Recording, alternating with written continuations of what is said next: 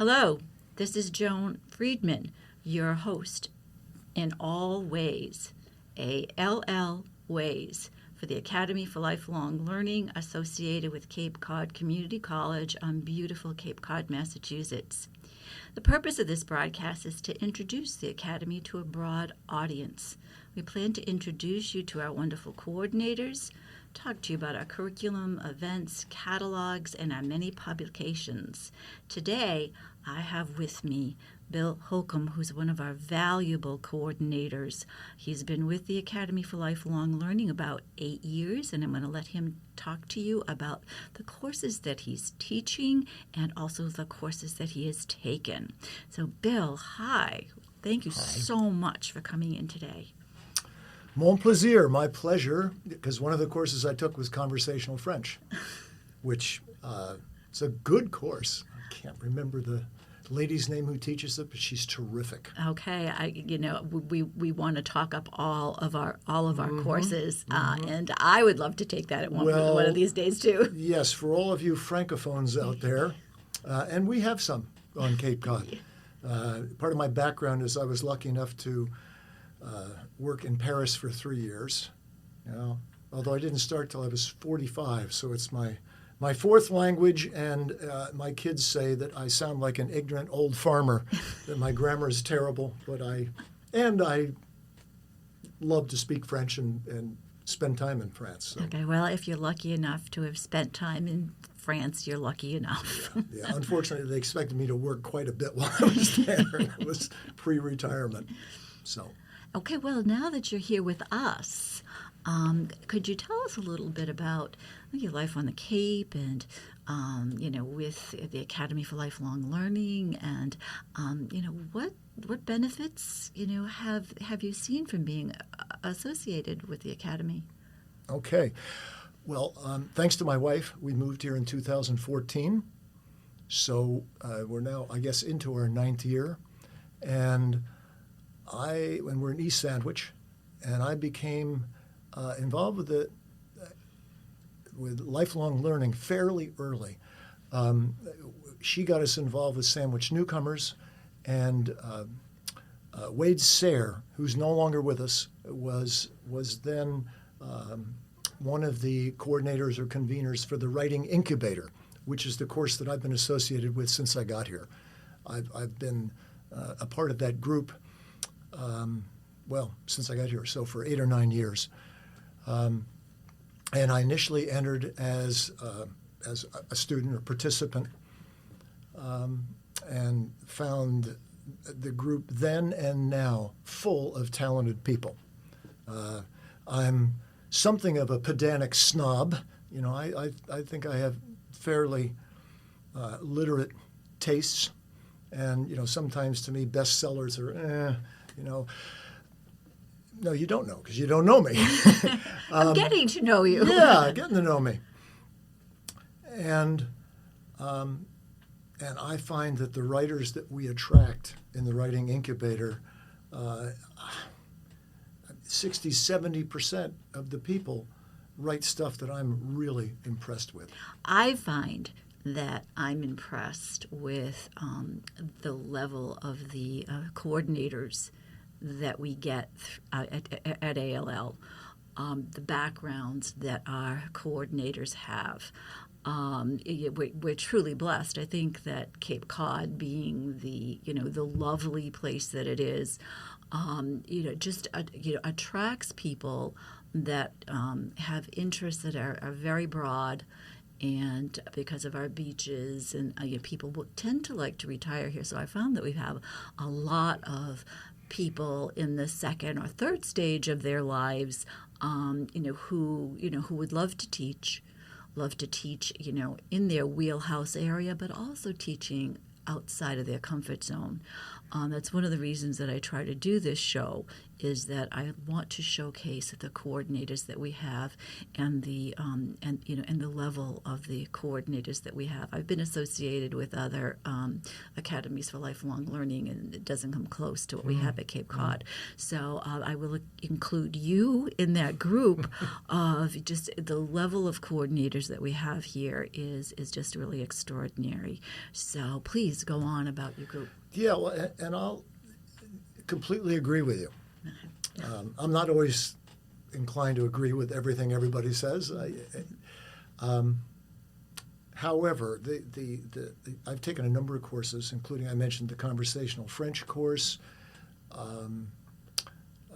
There was a course on wine. There was a course on the future of work, which was interesting because I'm fully retired and have no intention of working for money anymore. I found that really interesting. I've taken the poetry course, which is a course dedicated to poets and poetry, which boy, the talent in there was off the charts, really well run. And in fact, you're having June Callender come here, and she can speak to that after I'm here. Mm-hmm. June's terrific, and June publishes the reflections for ALL, which I highly recommend. Of course, I'm biased because I usually get published in it, and I get a chance to read my poetry. So a number of and I know people who've taken other courses who talk about how good they are. I also fall into the category of somebody who is not doing what I was trained to do and what my natural subject area would be, since I just, maybe because I've been there and done that. My graduate training was in initially counseling psychology and then organization development. And my specialty was group dynamics and experiential learning. So to me, courses where one person stands up in front and it's blah, blah, blah are something of an anathema. I'm a participation maven, and you see a lot of that in ALL. Adults don't want to put up with being lectured to. So lots of participation, lots of active learning, and working with adults it's a pleasure, isn't it? I mean, you've experienced the same thing. Yeah, definitely. My background was dealing with a younger student, actually, pre-K to grade 12, but was able to step easily into being an instructor after taking also some very interesting courses. The first course that I ever took at ALL was Introductions to Wine. Okay. Great first course. That's why you were nodding just now. And second course was Catching and Cooking Your Own Cape Cod Seafood. So after those two courses, I was hooked. Yeah. And that's what we're hoping that we could do to a new audience. Just please take a look at our catalogs and please join us. But Bill, please go on. Joan, my wife registered for that course 3 times. We're going to get her in sooner than later, the one about seafood, because she loves to cook, loves to eat, and it's such a popular course. It sells out, doesn't it? It does. And the man that used to give it stays in touch with all of his old students, and they still go out and catch clams and scallops together. Yes. Great fun, great friends. That's also true of the Writing Incubator. I bet. Yep. We have been meeting outside of ALL with a core group practically since I've been there. And one of the advantages of ALL is, people may lose interest, or maybe they're just having a dry spell, and then new people come in. So there's always a core group, and sometimes we get together in the summer, maybe once a month, something like that. But at the same time, we get new people and new talent. For example, one of the things I really like about the Writing Incubator is that anything goes. As long as you're writing, and as long as you want to have an audience, or you have some goal about that. We have short story writers, novelists, memoirists, We've had sports writers, columnists, people who are putting together a book on the Baseball Hall of Fame, the Negro Leagues, and poets. And at one time, I was the only person writing poetry. Now I have 2 or 3.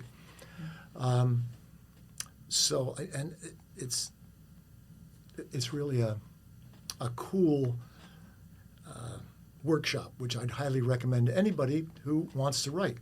One of the things for me is that when I was dependent on writing poetry for myself, I would maybe get inspiration and crank one out that I considered valid, or a poem maybe once every 3 years or 5 years or 10 years, especially when I was working full time. And in this case, I had to produce something. In this case, I had to produce something once a week, or at least once every 2 weeks. And that structure really helped for me to get my chops going. Give me, just give me a little taste of what one of your classes would look like. Okay. Well, before pre-Zoom, and then ZOOM, pre-COVID, we would gather together down at the facility in Hyannis. I can't remember the name of it. And there would be anywhere from 8 to probably 15 of us. And every person would be expected to bring something that they'd written that week, or sometimes it could be something they've written before and they're working on or reworking. And we try to get every person to get a chance to read, but if we have a high enough number, and depending on airtime, someone will read at least once every 2 weeks. And after they're finished reading, we have gentle feedback, and I don't know if criticism is the right word. I like gentle feedback. Yeah. That's good. There are just a couple of ground rules. One is that sometimes the writing can be very personal, so whatever people share there stays there unless the person says it's okay, unless the writer says it's okay to share it outside the room. And you're not allowed to be self-critical. You know, nobody's saying, "Oh, well, I just put this together and it's not very good." That's not part of what we do. And then the criticism, gentle's not the right word, but accurate, you know, how I react to your writing. And I should mention my intrepid co-convener, Nancy Schumacher, who has been there long before I took Wade's place when we lost Wade about 3 or 4 years ago. And Nancy has been teaching or co-teaching, teaching's not even the right word, convening or coordinating since I've been on Cape Cod. And Nancy is a printer by trade, spent 17 years in the Coast Guard. You'll have to interview her sometime. She's terrific. A woman about town. She has been the Mercy Otis Warren Award winner for Woman of the Year in Barnstable. Oh, I'll interview anybody. Oh, you come on, Mike, with me. You want to look up Nancy. All right. She's been on the point for CAI, and she's terrific. And I was going to say, her specialty is grammar and syntax, which is not my strength. And so she'll come up with some nits to help people out. Oh, jeez. I keep pounding the table. I don't need to pound the table. That's okay. Let me back up a little bit here. Sorry about that. But it isn't just Nancy and me. It's everybody in the class. Everybody comments or who feels comfortable commenting on somebody's work. And like I read a poem that I did yesterday, and they came up with a title that was actually a coda I put on the end. It was a quote from Stephen Stills about something, to the effect that nobody's right if everybody's wrong. And they said, well, that should be the title. And I think they were right. Mm-hmm. So that's how a class goes, typically. Yeah. Wonderful, wonderful. I know the classes that I've taken just set off so many other things. Mm-hmm. Again, I believe because of the quality of our coordinators, that is just I think better than most. But could you just tell us what you'd like our audience to know about ALL? What would you like them to know?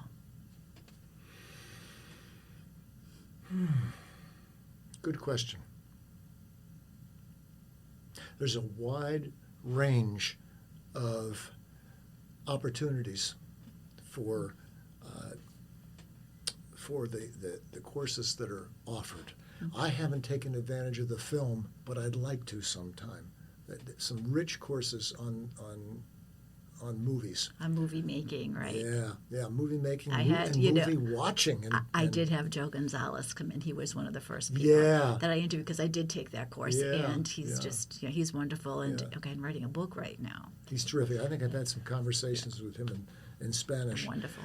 There's comparative religion courses. There's current events. There's gastronomy we talked about with the wine and the courses on local seafood. Language courses. I'd like to see even more there. I agree. I agree. People are asking for that. Yes. Yeah. Yes. We. This semester, I believe we offered, it was either 73 or 74 courses, which was really wonderful considering we're still coming back after COVID. Before COVID, I think we were up around 80, so we're pretty close to where we were before COVID. Now, talking about ALL and and pre-COVID and post-COVID, we do have a number of methods that we do offer our courses now. We are on Zoom. Almost half of the courses are still out on Zoom. A little bit more than half, I believe, now are in person. People seem to be craving that after being in their houses for several years. We are going to be going out, in a hybrid format soon, which will be people can teach and also be on Zoom. That ALL has purchased some very expensive equipment with the help of the college, and that we will be able to do. We'll be able to do hybrid courses in the very near future. So that if people are thinking about joining us, I would really advise people to take a look at our catalogs. And I can give you our website, which is capecodall.org. And just please go out there, ask to get on our mailing list. Once you are on our mailing list, you'll get our catalog, you'll get information about our events, our speakers, our newsletters, reflections, so that if people are thinking about coming back, you will have your choice of formats in able to be coming back to classes. We'd love to have you sign up for our courses, but we're also looking for new coordinators always. We're looking for new students to add to our curriculum. We are always looking for volunteers on our boards, including actually helping us right here in the studio with our Always podcast and videocast. There's plenty of work to keep what I call a mini college going just with volunteers. And when you have up to 400 students and 74 courses, we are a mini college, and we do need your help, and we would love for you to contact us again at capecodall, that's all one word, .org. Bill, did you have anything else that you wanted to add? Yeah, since you mentioned hybrid, I think that's something that we will probably go to in the writing incubator, because we have a couple of people who are in Thurwood Place. It's hard for them to join us physically. We may join them and have once or twice in the past. And when you asked about ALL and the benefits and our population, I realize this is a cliche, but when you were talking about languages, we were mentioning languages. The research on neurophysiology is, for those of us who are aging, and I'm pushing 75 right now, foreign languages, ongoing learning challenges keeps our brains as supple as they can be, just as surely as muscles and yoga, for the body. The courses for the mind are especially useful for those of us in our senior years. Exactly. I was talking with a group that I'm in that's associated with ALL about exactly the same things, about keeping going, and that's one of the big advantages. The other big advantage, and I touched upon it earlier, is if you want to get into something that you wouldn't ordinarily have an interest in.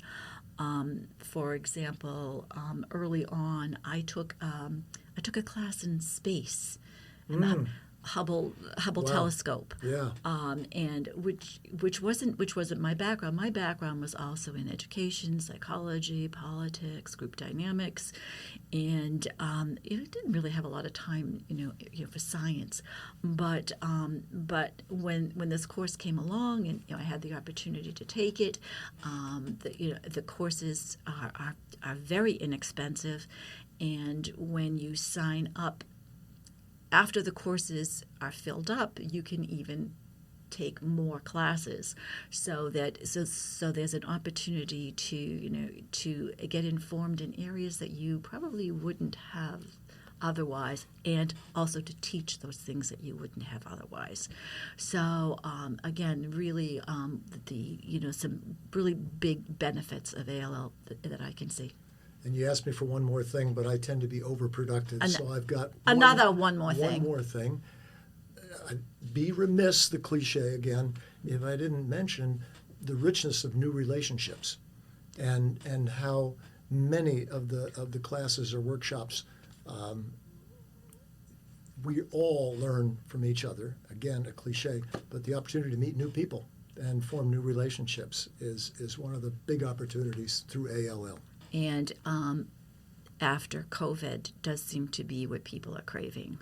So we, as I said, we do have, I believe, over half of our classes are back in class because people missed that. People missed going out for a cup of coffee after class and that sort of thing. So yes, and yes, like college for retired people. Well, Bill, I can't thank you enough for coming in. I hope you come back. That would be such fun, and we could talk about it at the class, or even a video cast, which would be very interesting. But I also want to thank everybody out there in podcast land. Thank you very much for listening, and remember to contact us at capecodall.org. Thank you. Thank you.